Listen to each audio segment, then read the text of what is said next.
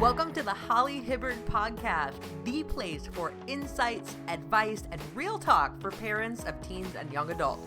If you're ready to equip, empower, and encourage your kiddo and yourself for success in our ever-changing world, this is the place for you. My name is Holly Hibbard, and with more than 20 years of experience as a school teacher, leadership coach, and relationship mentor, I know firsthand the unique challenges and growth opportunities that come with raising this generation. Today, as a professional coach and mentor, I help parents, teens, and young adults learn simple emotional intelligence habits they can use to manage their anxiety, cope with stress, and navigate the messy emotional moments that come with growing up. Each week, we'll practice getting comfortable having uncomfortable conversations about all things parenting, leadership, perspectives, and more. Understanding your teen or young adult doesn't have to feel confusing, scary, or hard, my friend. I'm giving you full-on permission to forgive your mistakes easily, ditch the guilt, and regain confidence in your ability to be there for your kid the best way you know how. So let's grow together. Hello, people. Welcome back to the show. To those of you who are in the trenches alongside me in being with Gen Z or Gen Alpha, depending on the age of the young person that you are raising in your life.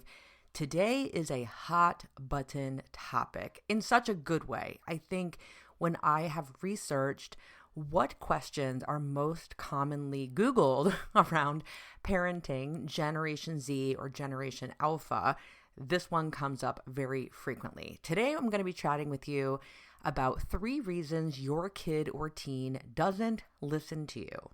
Now, first, hear me when I say, if your first thought is, it's because they don't care. They don't care. They don't have respect for their parents. They don't have a genuine interest in what happens in the home or in the world or the amount of work or sacrifice we put in.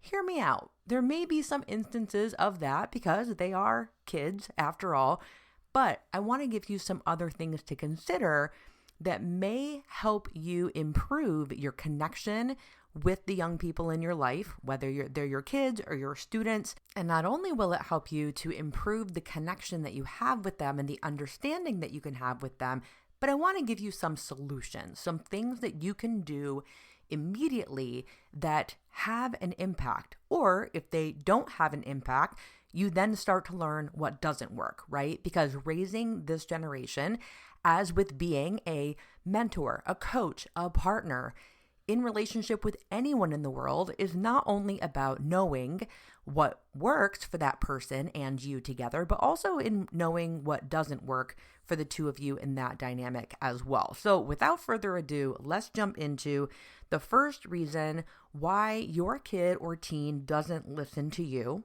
is they are simply overstimulated. Now, I'm going to be talking about overstimulation in 2 capacities here, in the first reason and the second reason I'm going to be highlighting with you today. But the first one, I'm specifically talking about technology overstimulation and also a sensory overload from their environment, which may be related to technology and most often is, but also can be related to their interactions with people. It could be things in their environment that are causing that sensory overload as well. I'll go more into this in another episode because someone requested that I tell my full story.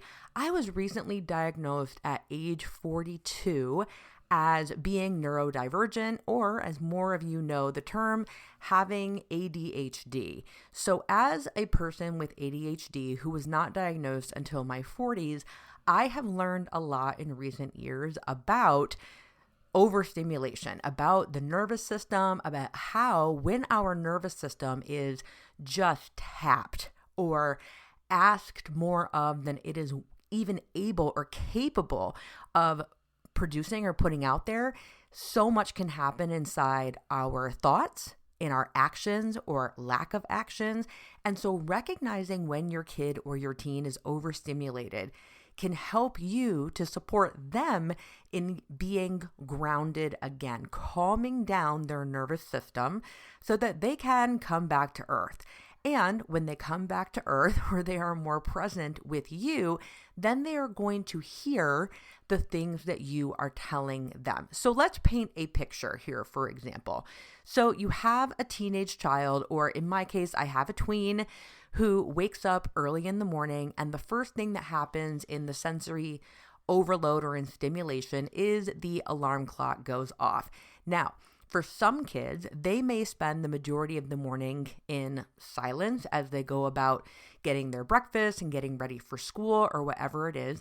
However, most tweens and teens and even young adults and adults at this point, look at what we're doing, right? We probably have either the news on the TV in the background or a podcast or a book in our ears, or even just the conversation that's happening between our kids, between ourselves and our significant others. Noise is everywhere. A lot of it is from technology, like I just mentioned, and media, and some of it is everyday conversation. And what happens is all those little noises where we may think, well, they're just in the background, they don't have much of an impact. That is so incorrect. It absolutely has an impact. It takes up some of that bandwidth, some of that area of possibility that allows a person to focus and really hear and understand and listen to what is being said to them. So if you have a young person in your home who is behind in the morning, and let's say they're supposed to pack their lunch for school and they forgot to do that, or suddenly they need a clean uniform for a sports practice after school, and they're just now telling you and they're supposed to leave in 20 minutes. There is so much emotion running high here. People are frustrated. People are in a hurry. You've got noise in the background. You may be trying to hurry somebody up. It can be complete chaos. And then add to that you have stimulation all around you because of the clocks, the technology, the phone, the music, the Spotify, whatever it is. This takes so much energy for our brain to have it all be absorbed. And what happens is if you're trying to communicate with a young person whose brain is not fully developed, they really don't have the ability to figure out or filter out what information is important in this moment. Is it what mom or dad is telling them they need to do in the next 20 minutes to get out the door? Or is the music from their phone the priority? Or is the text message dinging? The notification alerts going off on their TikTok, is that more important?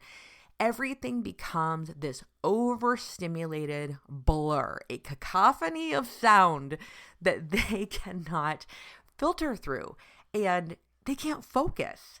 And if they can't focus, they may not hear what you are saying. So before we first think, well, they have selective hearing and they're not listening to me. Okay, yes, in some cases that is true. Just pause and take a moment to consider how stimulated is your kid every single morning. And here are some useful ways to quiet that down.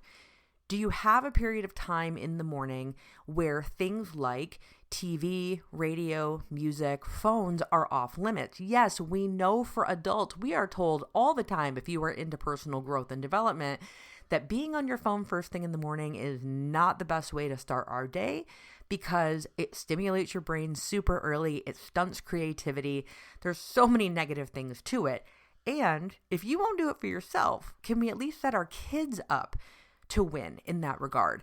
Can we make it so that the first 30 minutes or 45 minutes of their day is only noise created by the people in the home and the things that they are doing, and not by additives, not by music, not by phones? Can we just turn it off and have a period of silence for an allotted amount of time, knowing that the benefit is it gives our brain time to wake up, to get on board, and then we are truly maximizing our cognitive potential as we go into our work day or our parenting day and they go into their school day. So that is one way that we can work to decrease that sensory overload and to ground quiet down their nervous system to set them up for success. Because if they go to school and their nervous system is riled up from everything happening in the home in the morning, just like they're not listening to you or hearing you, they're likely not going to listen, focus on, and be able to pay attention to and really take in what is being delivered to them at school as well. So a few things to consider there.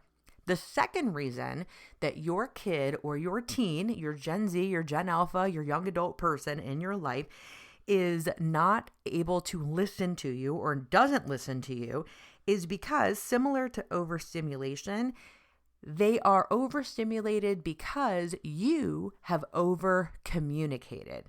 Now, for those of you who are parents, which I think will probably be a number of you, or if you are educators, you know what it's like to repeat yourself and repeat yourself and repeat yourself. And listen, the worst news I have for you today is that repeating yourself is part of being a parent.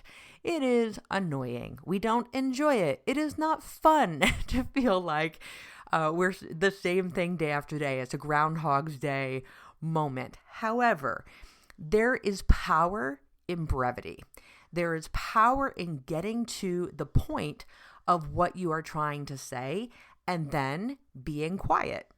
And the reason for this is when we go on and on and on and on to do what we think is reiterating why this thing we're telling our kid to do is important. We think we're somehow putting it in their brain that an understanding of why this thing is so important. If I just talk more about it to my kid, it'll sink in.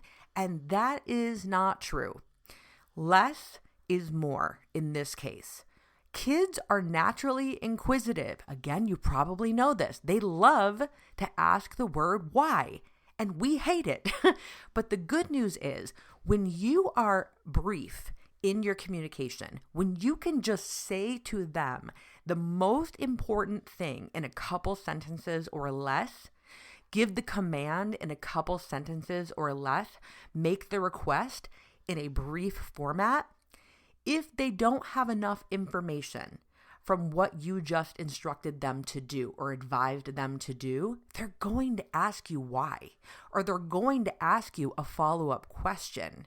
I would rather personally say to my 10-year-old, hey, you're getting distracted. Get back on task. Keep going. People. That's like 3 little sentences, 3 little phrases, because I can give her the directive, get back on track. You're getting distracted. Keep going. I notice in the morning sometimes she wants to stop and have these really long conversations with me.